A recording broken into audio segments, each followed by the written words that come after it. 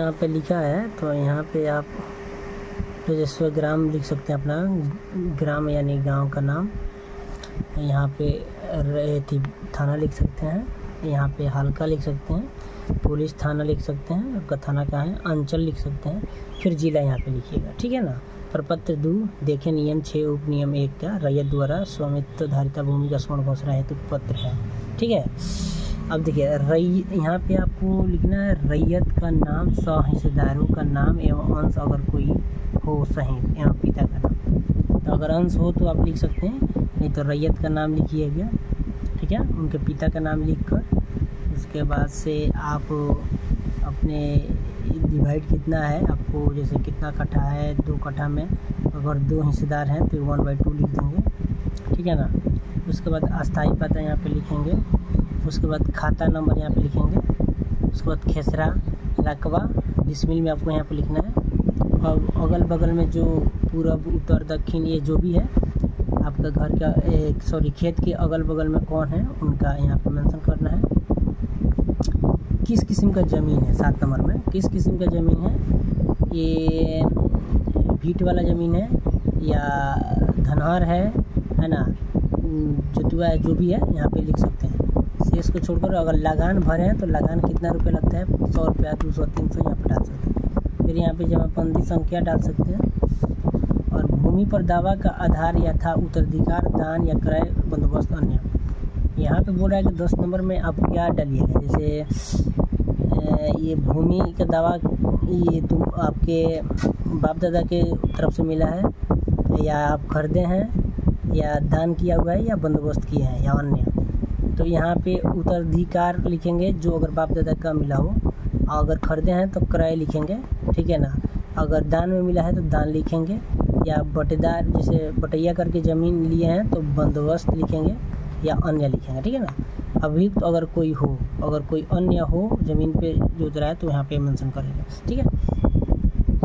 यहाँ पे आप आइएगा तो यहाँ पे मैं हम घोषणा करता हूँ करते समय स्थान पे यहाँ पे अपना पता लिखिएगा, यहाँ पे तिथि डालिएगा, ठीक है ना। यहाँ रैयत का हस्ताक्षर में अंगूठे का निशान, मोबाइल नंबर, आधार संख्या, जितना भी रैयत है इस तरह का कागज़ लगेगा, और प्लस यहाँ पे आधार नंबर और मोबाइल नंबर लगना है, ठीक है। अब यहाँ पे देख सकते हैं कि प्रपत्र 3(1) वंशावली अधिनियम के धारा 5 है, ठीक है ना। सेवा में शिविर प्रभारी अंचल लिखिएगा, फिर जिला लिखिएगा, ठीक है। जिला लिखने के बाद यहाँ पे स्वयं की वंशावली संप्रेषित करने के संबंध में महाशय, तो यहाँ पे अपने अगर पिता के नाम से तो पिता का नाम लिखिएगा, ठीक है ना। और उनके पुत्र का नाम लिखिएगा, पुत्र की पत्नी के यहाँ पे नाम लिखिएगा, ठीक है ना।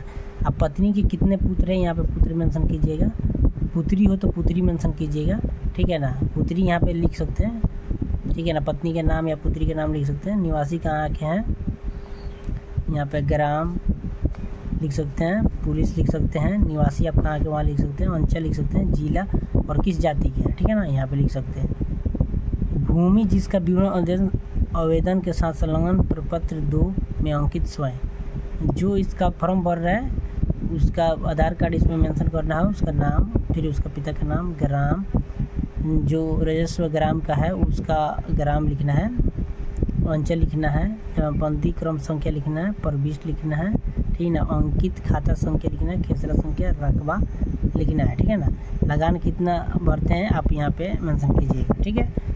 और मेंशन करने के बाद यहाँ पे आप विभाजन याचिका एवं हस्ताक्षर करना है ना, और मोबाइल नंबर, आधार नंबर यहाँ पे लिखना है, ठीक है ना।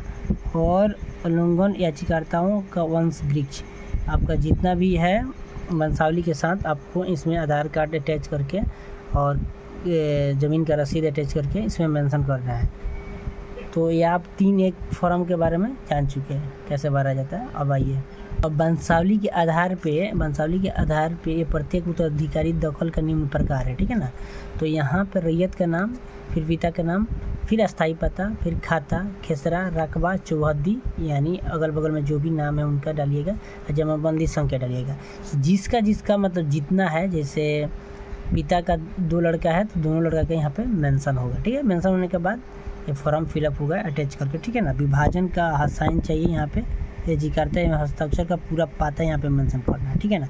अगर कोई मृत्यु हो गया है तो ठीक है ना, तो मृत्यु जमाबंदी रैयत का मृत्यु तिथि वर्ष डाल दीजिएगा, या जमाबंदी संवर का मालगुजारी रसीद भी है साथ में, खतिया का नकल भी उपलब्ध हो तो दावा करना है, दावाकृत भूमि समेत दस्तावेज का विवरण भी देना है, ठीक है। थैंक यू, धन्यवाद।